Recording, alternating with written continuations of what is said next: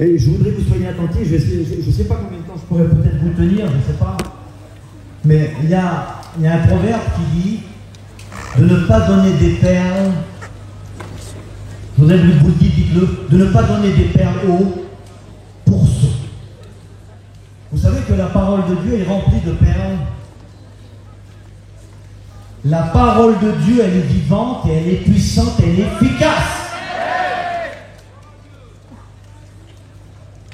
Je me régale du programme de voir le progrès musical que notre jeunesse a fait. Merci Seigneur, vous avez fait un progrès musical formidable.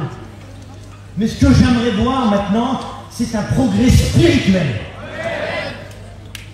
Je voudrais voir des jeunes qui ont compris des choses depuis le temps qu'il y a toute une équipe derrière moi. Parce que vous savez comment je vous vois, pardonnez-moi, je vais vous parler avec mon cœur. Je vous vois comme des enfants gâtés. Vous savez ce que c'est qu'un enfant gâté? C'est le père qui lui a tout donné. Et l'enfant, il en fait qu'à sa tête. Vous avez des chapiteaux formidables, vous avez des réunions de 7 heures. Vous avez des hommes de Dieu qui organisent des voyages en Israël. Vous avez des jeunes qui vous encadrent à la perfection. Et j'aimerais vous parler de quelque chose d'important ce soir. Je vais vous parler de l'huile. L'huile que vous avez besoin. Et que l'huile est réservée à une certaine élite de jeunes garçons et de jeunes filles. Vous savez que Dieu n'a pas besoin d'une quantité. C'est trop beau le chapiteau plein. Mais dans la parole de Dieu, quand il y avait Gédéon, ils étaient nombreux énormément. Et le Seigneur, il a dit, ils sont beaucoup trop nombreux pour mon œuvre à moi. Parce que moi, je ne veux pas que les hommes en tirent une gloire. Je veux que la gloire me revienne à moi. Et la gloire, elle doit redevenir à qui? À Jésus-Christ. Alors je vais vous demander quelque chose, les jeunes. Je ne suis pas venu là, pardonnez-moi, devant Dieu. Je remercie tous les frères, Badi, avec Jackie, avec tous les garçons Nicodème, sans oublier Dinky, et si j'oublie des frères, je m'excuse, qui s'occupent de la jeunesse, je remercie de tout mon cœur. Je suis fier et content d'être là avec vous. Mais le plus important, c'est que lui soit honoré. Plus que les hommes, plus que tout, qu'il passe avant tout. Je voudrais voir celui qui a le désir que le Seigneur lui parle en vrai, qui voudrait quelque chose de plus, une parole de Dieu, qui commence à se lever à sa place. Et on va prier le Seigneur. Mais il faut que ce soit vrai dans vos cœurs. Si vous n'êtes pas venu pour la parole de Dieu, restez assis. Mais celui qui est venu pour que Dieu lui parle, lève-toi à ta place. Et tu vas prier pour moi pour que je devienne l'outil dans les mains de Dieu. Que je devienne une arme pour qu'il puisse bénir le peuple de Dieu, la jeunesse. Il faut que nos réunions ne servent, vous savez à quoi? À grandir spirituellement. Vous voulez qu'on prie le Seigneur? Je demande à Jackie qui vient là et je voudrais que tout la jeunesse prie avec lui.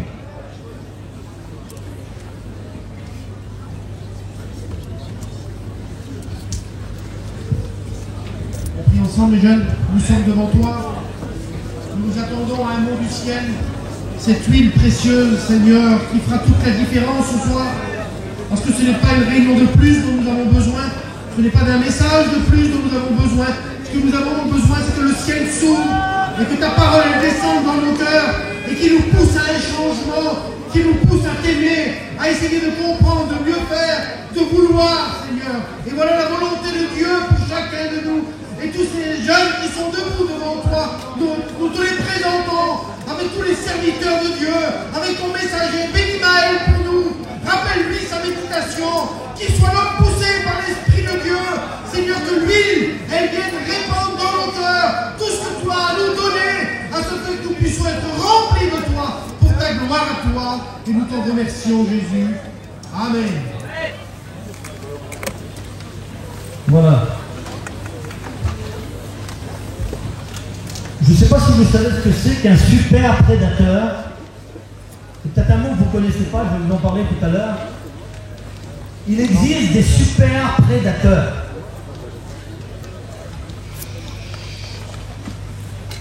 Je vais commencer dans un texte de la parole de Dieu, pour ceux qui ont la Bible. Prenez Samuel 16 au verset 1er, pour ceux qui ont la parole de Dieu. Samuel 16, verset 1er. Il est question des rois d'Israël. Il y a eu des rois en Israël. Le premier roi d'Israël s'appelait Saül. Le deuxième roi d'Israël s'appelait David. Vous connaissez cette histoire par cœur, je vous fais une lecture. L'Éternel dit à Samuel, le prophète, il y a une conversation entre Dieu et le prophète. L'Éternel du haut du ciel parle au prophète. Et il lui dit, quand cesseras-tu de pleurer sur Saül?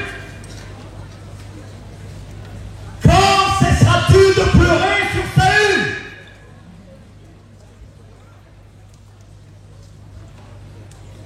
Je l'ai rejeté afin qu'il ne règne plus sur Israël.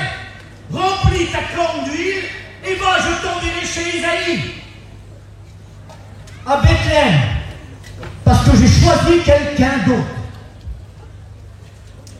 Pour ceux qui connaissent Saül, il dépassait le peuple armé d'une tête. Il avait une paire d'épaules beaucoup plus large et il était beau de figure. Il avait tout ce qu'il faisait pour l'apparence, c'était sa perfection. Mais il s'était passé quelque chose, c'est qu'il ne faisait plus partie du plan de Dieu. Dieu, quelle triste nouvelle! Dans le ciel, une décision avait été prise et Saül n'était même pas au courant. Vous savez ce que Saül représente? Le roi charnel. Le roi qui vit selon ses désirs à lui. Le peuple voulait un roi. L'Éternel leur en donna, mais un roi qui marche à son idée, à sa façon. Il avait eu une ordre, c'était de détruire un pays qui était dévoué par interdit, un peuple, une nation, un bétail. Et vous savez ce qu'il va faire? Il avait cru que l'Éternel ne voyait pas. Il avait cru que l'Éternel n'entendait pas. Il s'était permis de garder quelques bellement de brebis pour lui, les plus belles, certaines choses cachées que personne ne voyait. Mais l'œil de Dieu voyait tout. L'œil de Dieu voit tout ce qui est caché au fond de la nuit, dans le noir. Pourtant, c'était un roi choisi. Il avait tout pour réussir. Mais le temps de Dieu, la montre, le TikTok de la montre a frappé. Le temps pour lui était écoulé. Quand cesseras-tu de pleurer sur lui? Il y a des personnes qu'on voudrait nous, on insiste, on veut. Mais Dieu pourtant a des plans pour toi. Mais au bout d'un certain moment, si tu continues dans cette attitude, dans ce comportement, j'aimerais te dire que Dieu a des œuvres préparées d'avance pour chacun d'entre vous, les jeunes. Des œuvres particulièrement puissantes et merveilleuses. Mais Dieu voit tout. Dieu connaît tout et Dieu vous connaît. Dieu sait quand vous êtes chrétien le matin. Dieu sait quand vous êtes chrétien l'après-midi. Dieu sait quand vous êtes chrétien le soir. Dieu sait quand vous êtes chrétien la nuit. Dieu sait quand vous êtes devant vos écrans. Dieu sait quand vous êtes devant vos amis. Dieu sait quand vous êtes dans des pays, dans la ville. Dieu sait tout. On ne peut rien lui cacher. C'était le grand roi toujours aux yeux du peuple. Mais Dieu avait décidé, au prophète, il lui a dit, ne pleure plus. Remplis ta corne d'huile.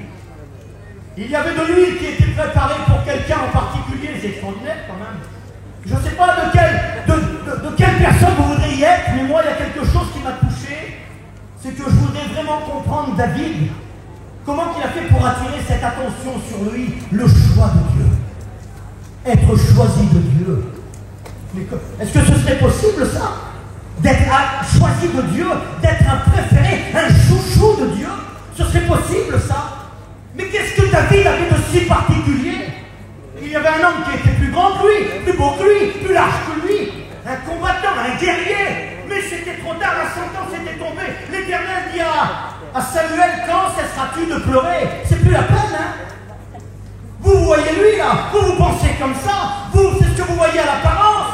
Il y a des gens qui représentent bien, il y a des gens qui vont derrière les strates, ils chantent bien. Mais c'est pas ce que Dieu cherche. Dieu cherche plus, parce que Dieu a des œuvres particulières à entreprendre. avec ses enfants, avec sa jeunesse. Et je voudrais que les gens soient réceptifs, parce que Dieu veut faire quelque chose de beaucoup plus grand que ça avec vous. Il veut que vous deveniez des super prédateurs. Alors c'est quoi, Maël, des super prédateurs? On va le voir ensemble, vous allez le voir, on va le voir ensemble. L'Éternel avait préparé par le prophète une coupe remplie d'huile. Qui dit une coupe remplie d'huile? Un homme choisi pour une mission particulière. Il avait besoin d'un homme particulier. Et Dieu cherche parmi la jeunesse quelqu'un qui se démarque. Quelqu'un qui le cherche. Pas toujours avec une compagnie. Pas toujours en dessous de chapiteau quand il est plein. Pas toujours besoin d'une réunion de 7 heures pour chercher la face de Dieu. Mais la Bible dit, rentre dans ta chambre, ferme la porte, mets-toi à genoux à ton lit et commence à le chercher dans le secret. Est-ce qu'il y a des jeunes qui seraient capables de prier sans qu'on leur demande? C'est beau un jeune qu'on lui dit, tu pries pour la réunion, mais il y a des jeunes qui commencent à oser dans la réunion. Moi j'aime quand un jeune se lève et qui commence à louer le Seigneur, simplement par désir, par amour. Parce que quand on aime, c'est pas un effort. Quand on a l'amour de Dieu dans nos cœurs, c'est pas un effort. La Bible nous dit qu'un jour, un jeune homme avait des rêves. Vous le connaissez, on l'appelle le roi des rêves. Tous ses frères autour de lui étaient jaloux. Parce qu'il avait des rêves. Et Dieu lui montrait sa vision. Parce que quand on est près de Dieu, j'aimerais vous dire, on connaît l'avenir. L'avenir, on la connaît. Et j'aimerais vous dire que quand on est près de Dieu, tu réussiras dans toutes tes entreprises, mon frère.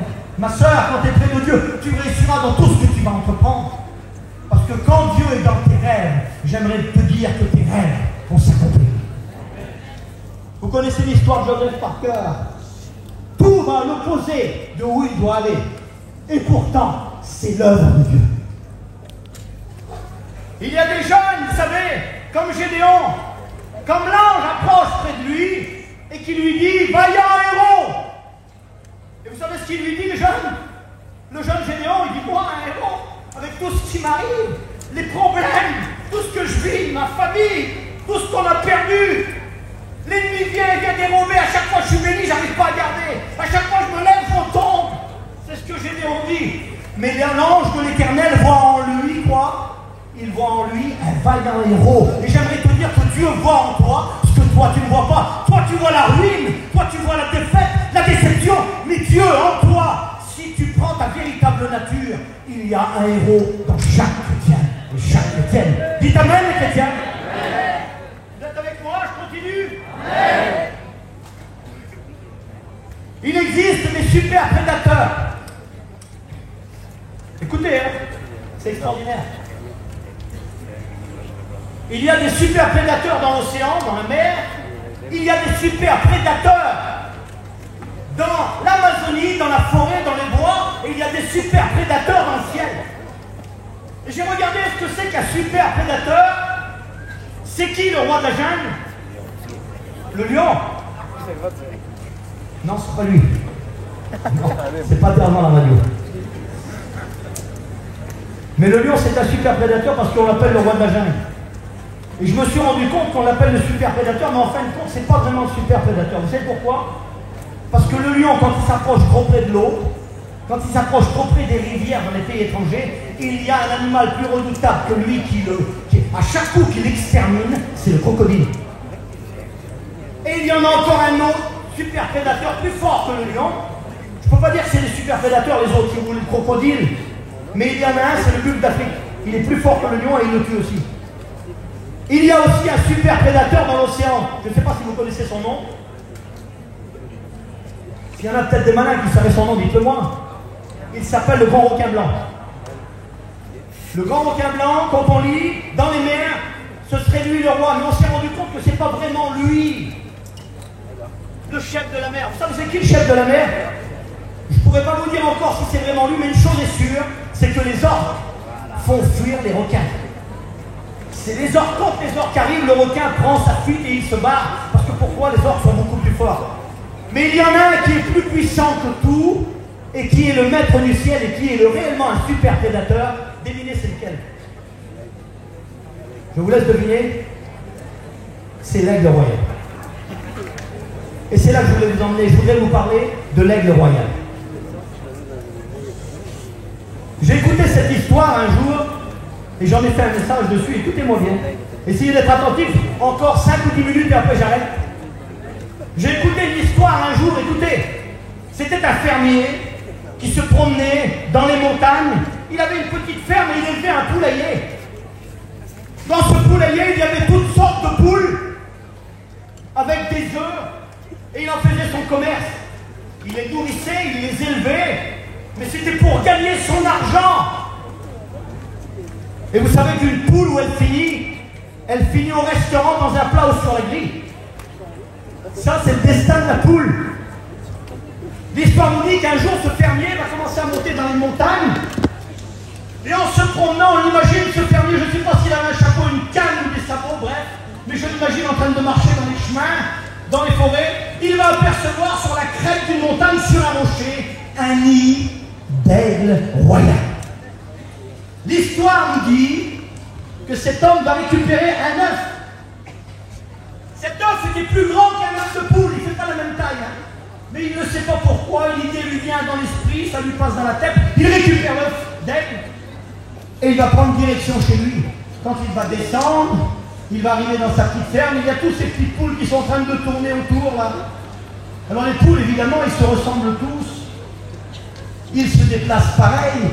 Quand quelqu'un va à droite, tous les poules vont à droite. Ils essayent de foutre quelques battements d'ailes, pardonnez-moi, mais ils ne volent pas bien haut. Pourtant, ils ont des ailes, hein. Mais c'est pas pour voler. Ça représente l'apparence. Alors l'histoire nous dit qu'il va arriver avec son œuf d'aigle et il va commencer à déposer, une idée lui prend par la tête, il va le mettre au milieu des œufs de poule. C'est extraordinaire quand même, hein. S'il aurait su réellement ce que l'aigle est capable de faire, il n'aurait pas touché à cet œuf d'aigle. Vous savez pourquoi? Je vous explique ça, regardez. Je vous dis juste ça. L'aigle royal, il défend un territoire et il protège un territoire, lui, sur 155 km². Un aigle est un chasseur redoutable. Il protège son nid, ses œufs. Il a quelque chose d'extraordinaire. Il peut tuer toutes sortes d'animaux. Il peut tuer même, écoutez bien, les serpents, tout ce qui est serpents venimeux. Il peut tuer même les renards, les loups. Il peut tuer même des chevreaux. Il peut même tuer des biches. Il a quelque chose de particulier, c'est un super chasseur. Quand il vole, l'aigle, il vole à peu près entre 50 et 70 km/h. Il fait 3,50 m de circonférence. Il fait sur un battement d'aile. Simplement, il peut voler à 90 km/h pendant plusieurs heures. Un battement d'aile dans le ciel. Il filtre l'air.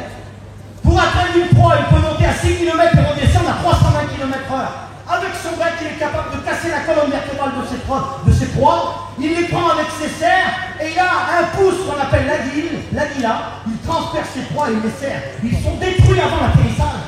L'aigle est un super prédateur du ciel. Le ciel lui appartient. Mais ce fermier ne savait pas. Alors il a pris l'œuf et il est rentré chez lui et il l'a mis parmi les poules. Et vous savez ce qui s'est passé? Écoutez bien. Devinez ce qui s'est passé. Le temps a voulu.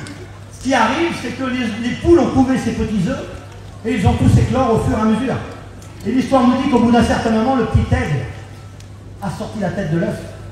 Vous imaginez un petit aigle parmi les petits poussés? Non mais vous imaginez un petit peu.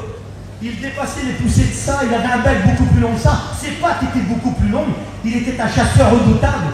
Oui, mais élevé parmi les poules, le petit aigle se comportait comme une poule. Il marchait comme une poule. Il se déplaçait comme une poule. Il mangeait comme les poules. Les poules mangent dans la terre des saletés, des insectes, toutes sortes de choses dans la terre. Ils ont des ailes, mais c'est simplement de l'apparence. C'est ce qu'on voit des ailes, mais ils ne volent pas. L'aigle avait en lui une nature. Il était super prédateur du ciel, mais il ne se servait pas de sa vraie nature. Vous savez pourquoi? Tout parce qu'il était mal entouré. Tout ça parce qu'il avait une compagnie qui ne volait pas bien haut. Et ce petit aigle, on avait envie de lui dire: oh, petit aigle, ce serait bien que tu réalises qui tu es. Et j'aimerais vous parler d'un homme dans la parole de Dieu prédateur. Mais on ne le voyait pas à l'œil nu, parce que seul Dieu voit dans la jeunesse un potentiel extraordinaire.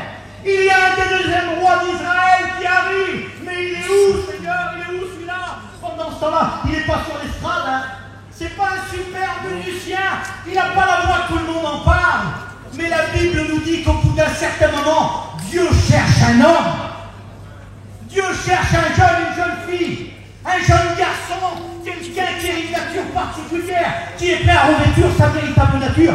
Mon désir ce soir, les jeunes, vous savez c'est quoi? C'est que vous puissiez réaliser quelle est votre vraie nature. Vous n'êtes pas n'importe qui, vous êtes des enfants de la mission. Vous avez grandi dans l'œuvre de Dieu.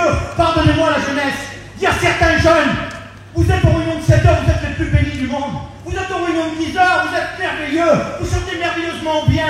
Aussitôt qu'arrive un problème, une tentation, ils se comportent plus comme des aigles. Pardonnez-moi, ils deviennent des poules spirituelles. Ils se suivent tous ensemble. Ah ben tout le monde le fait. Ben oui, mais tout le monde le fait. Mais c'est pas parce que tout le monde le fait forcément que c'est bien. Vous savez que l'aigle a quelque chose de particulier. J'ai vu ça, c'est extraordinaire. L'aigle est monogame. Il a une seule fiancée qui devient sa compagne. Et jusqu'à temps qu'elle meure. Particulier, l'aigle représente Dieu dans sa nature. Vous imaginez? L'évangile de Jean est représenté comme l'aigle. L'aigle représente la nature du chrétien. Et il y a un texte dans la parole de Dieu que j'aimerais partager avec vous. J'ai presque fini, les jeunes. Soyez avec moi. Vous êtes là? Je continue. Regardez. Ça se trouve dans Ésaïe 40 au verset 31. Ceux qui s'appuient sur Yahvé, sur Dieu l'Éternel, ils trouvent des forces. Il leur pousse des ailes comme les aigles. Ils courent. Ils ne se fatiguent pas. Ils marchent. Ils ne se lassent pas. C'est particulier ça. Il y a combien de jeunes qui sont lassés? Il y a combien de jeunes qui sont fatigués de la vie de Dieu? Il y a combien de jeunes qui vivent des dépressions? On apprend à chaque fois que les jeunes sont pris par des esprits de suicide. Vous pensez que c'est normal ça? Vous savez pourquoi c'est pas normal? Parce que le diable n'a aucun pouvoir sur les enfants de Dieu, si ce n'est le pouvoir qu'on lui donne. Il est facile, vous savez, pour le diable d'attraper une poule, mais alors d'attraper un aigle, je vous promets que c'est impossible. C'est impossible. Il y en a un, particulièrement dans la parole de Dieu, regardez. La Bible nous dit, ça se trouve dans les psaumes. Psaume 78, au verset 67. Soyez attentifs, je lis la parole de Dieu. Cependant, il rejeta la tente de Joseph. Écoutez bien, il choisit point la tribu d'Éphraïm, mais il préféra la tribu de Juda. Je vous refais la lecture et j'en écoutez une seconde ce que je vous dis. Dieu fait des choix. Dieu fait des choix. Je ne vous parle pas du salut. Le salut, c'est vous, c'est personnel. Mais Dieu fait des choix pour des choses. Et si vous voulez que Dieu vous choisisse, il va falloir être comme ce jeune garçon. Écoutez bien. Il ne choisit point la tribu d'Éphraïm, il préféra la tribu de Juda, la montagne de Sion qu'il aimait. Et il bâtit son sanctuaire comme les lieux élevés, comme la terre qu'il avait fondée pour toujours. Il choisit David, son serviteur. Vous auriez dû dire amen si vous êtes là. Il choisit David, son serviteur. Je ne sais pas si vous faites attention, mais David, là, il n'est pas roi. Il y a quelque chose, là, il est en train de révéler ce qui est David. David, son serviteur. David était un serviteur de Dieu avant d'être un roi. Et le problème aujourd'hui, c'est que beaucoup de jeunes veulent être des rois avant d'être serviteurs. Vous voulez réussir dans quelque chose, les jeunes.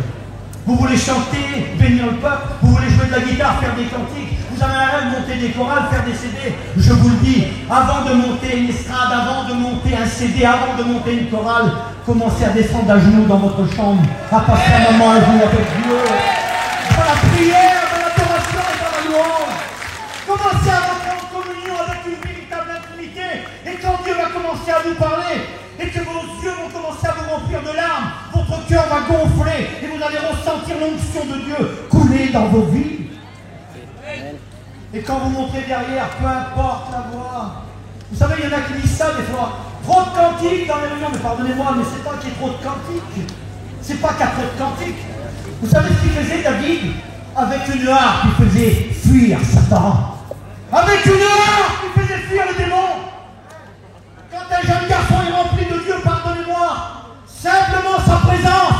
fuir les esprits. Vous savez ce qu'il a peur, le diable, c'est pas d'un chanteur, pardonnez-moi, même pas d'un prédicateur. Ce qu'il a peur, c'est un jeune qui est à genoux dans sa chambre et qui est en train de louer celui qui est dans les cieux. Alors il prend sa véritable nature, il devient un prédateur. Et il devient le super prédateur, parce que la véritable nature de Dieu se révèle en lui. Le jeune David, il était là en train de regarder, regardez, il choisit David, son serviteur, il le tira de la bergerie. Mais Seigneur, c'est quoi une bergerie? C'est des moutons. Il le prit de derrière les brebis qui allaitaient pour s'occuper de son peuple, le peuple de Jacob. Quand Dieu voyait David, il le regardait de loin. Il le sculptait, le regardait, le scrutait dans tout son ensemble. Et David avait quelque chose de merveilleux. Il a glissé la jalousie par ses frères. Quand il est venu sur le champ de bataille, ses propres frères, son propre sang s'était retourné contre lui. Et il y avait du mépris et de la jalousie. Mais Dieu l'avait vu. Dieu avait vu son cœur. David avait un cœur, vous savez quoi? De super prédateur. C'était un cœur d'aigle qu'il avait David en lui. Il ne le savait même pas lui. Mais une chose est sûre, il était déjà dans les brebis là-bas, dans le milieu avec sa harpe, il commençait à composer des cantiques. Il ne cherchait pas l'estrade, il ne cherchait pas les CD, il ne cherchait pas l'approbation des hommes. Non, il cherchait la relation de Dieu. Et j'aimerais vous dire que la véritable relation de Dieu vous ouvrira des portes. N'essayez pas d'ouvrir des portes. C'est lui qui ouvre les portes. Il y a quelqu'un qui me disait ça il n'y a pas longtemps. Tu es beaucoup invité quand tu prêches partout. Quelque chose, moi j'ouvre aucune porte, c'est lui qui ouvre les portes. Quand vous aurez compris ça, tout va fonctionner. Vous voulez chanter pour Dieu? Commencez à chanter pour lui. Devant Dieu, commencez à chanter pour lui. Mettez-vous dans la campine et commencez à louer le Seigneur. Chantez des cantiques parce qu'il aime, vous êtes content de chanter. J'aimerais vous dire, peu importe, écoutez-moi bien. Hein. Ce qui compte, écoutez bien, peu importe la façon qu'on le fait. Écoutez bien, la façon qu'on le fait, c'est pas grave. C'est le pourquoi on le fait. Vous comprenez ça? Le pourquoi on le fait. Est-ce que tu le fais pour te montrer? Est-ce que tu le fais parce que tout le monde le fait? Est-ce que tu le fais parce que tu voudrais bien le faire et ça te fait du bien au fond de toi-même? Ou est-ce que tu le fais pour Dieu? Dieu sait pourquoi nous le faisons. Et tout commence là. J'ai écouté ça un jour. Ne faites pas de bonnes actions pour de mauvaises raisons. Il y a trop de jeunes qui font de bonnes actions pour des mauvaises raisons. Pardonnez-moi les jeunes, devant Dieu je vise personne, Seigneur. Devant Dieu je vise personne. Je suis le premier à avoir chanté, à avoir fait des CD. Mais quand tu fais ton petit CD, quand tu fais ta chorale, quand tu chantes des cantiques, pour qui le fais-tu vraiment? Dieu le sait pour qui tu le fais. Je te donne un conseil, continue à le faire. Mais fais-le d'abord, premièrement, pour lui. David avait quelque chose de particulier. Vous connaissez l'histoire. Il avait quelque chose de puissant en lui. C'était un cœur. David cherchait l'œuvre de Dieu plus que tout. Son désir avant d'être roi, vous croyez que quand David s'est réveillé un matin, il avait décidé d'être roi? Non, non, non. Dieu avait décidé, lui, qu'il deviendrait roi. Il ne faut pas que c'est nous qui décident. Il faut le laisser décider à lui. Seigneur, tout ce que je veux, c'est ta volonté. Tout ce que je veux, c'est que mon cœur devienne ton cœur. C'est que ma bouche devienne ta bouche. On a besoin, les jeunes, écoutez-moi bien, c'est pas d'un message qu'on a besoin. Je vais m'arrêter maintenant, je vais vous écouter. Écoutez-moi, ne partez pas, j'arrête. Ne partez pas, j'arrête maintenant, j'arrête. Je vais juste vous demander, moi. Le diable a un rôle. C'est que vous restez dans cette attitude. Attitude d'angoisse. Attitude de tristesse. Attitude, on dirait que notre vie chrétienne n'est pas comblée. Il y a un manque au fond de moi. Je le fais parce que tout le monde le fait, mais en fin de compte, je me pose même des questions sur Dieu. J'aimerais te dire, jeune fille, jeune garçon, tu sais quoi? Tu as besoin de te revêtir. Le petit aigle, il était parmi les poules, et vous savez ce qui se passait, écoutez? L'histoire nous dit que quand les poules se déplaçaient, lui, il avait tout appris par les poules, je comprends si vous voulez. Mais quand les aigles passaient dans le ciel, qui volaient, qui étendaient leurs grandes ailes, les poules disaient sur lui, faut que tu te caches, parce que tu vois, ce qu'il y a en haut là, c'est un aigle. Et si on ne se cache pas, il va nous attaquer. J'aimerais que tu prennes possession de ta véritable nature ce soir. En gros, c'est ça le message, je ne sais pas plus que ça, je ne veux pas faire plus. Je voudrais qu'il y ait des jeunes qui commencent à se réveiller et qui commencent à entrer dans la véritable puissance, dans les vraies armes de Dieu. Vous savez c'est quoi les armes de Dieu, les jeunes? Il y a un texte de la parole de Dieu qui dit, faites attention, revêtez-vous de toutes les armes de Dieu afin de tenir ferme contre quoi? Contre les ruses du diable. Quelles sont les armes de Dieu? C'est quoi les armes de Dieu? Je l'ai dans ma main. La plus grande des armes, elle est une épée à double tranchant. Elle est puissante, elle est efficace. Et il y a beaucoup de jeunes qui ne l'apprennent plus aujourd'hui. Pardonnez-moi, mettez votre téléphone de côté, les jeunes, quelques minutes la journée, et commencez à prendre la Bible. Revenez à la simplicité, revenez au commencement. Revenez à ce qu'on a appris, on a commencé par l'Esprit la mission. C'est nous la mission qui a commencé par l'Esprit. Il faut continuer, il n'y aura rien de nouveau. On reviendra en arrière, on reprendra la parole de Dieu qui est l'épée. Et encore une fois, l'ennemi sera vaincu par le nom précieux de Jésus. Je voudrais qu'on commence à prier le Seigneur maintenant, Jean. On va commencer à prier le Seigneur. Je voudrais que tous les jeunes commencent à louer le Seigneur. Je ne veux pas faire de message, je ne suis pas là pour représenter le Seigneur. Je n'ai pas les capacités. C'est lui qui décide. On va louer le Seigneur maintenant à travers un chant. Vous voulez qu'on loue le Seigneur? Je voudrais que la jeunesse commence à prier le Seigneur. On a besoin de rentrer dans la présence de Dieu.